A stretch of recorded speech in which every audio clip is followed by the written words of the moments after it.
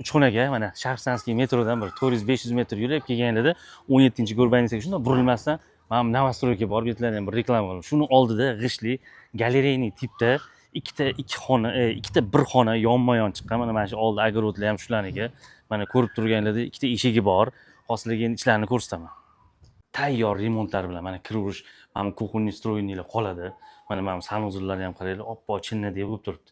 Mana yog'imiz ham zal, ham spalniy, endi bir xona uy, общий 43 kvadrat. Balkoni ham bor mana. Balkonni ham chiqib ko'rsat.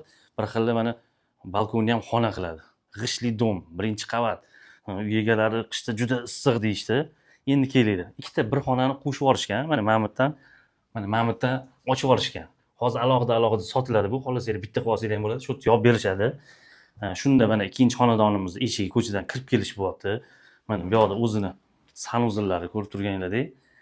Bu xona o'zi tegi oshxona, lekin buni detskiy bitta xona qilib yuborsa ham bo'ladi. Bu yog'imiz o'sha mana zal spalniy. Agar oshxonani ko'pchilik remont qilganda balkonga ham olib chiqib olishadi. Mana oshxonalarni bundoq qilib betda o'tiradigan joy qilsa ham bo'ladi.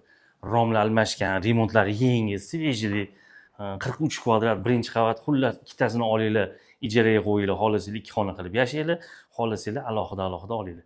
Narxini egalari 50 ming so'rashyapti. Naqdga ham, ipotekaga ham harakat qilsanglar bo'ladi. Pastki nomerga aloqaga chiqasizlar, tamom.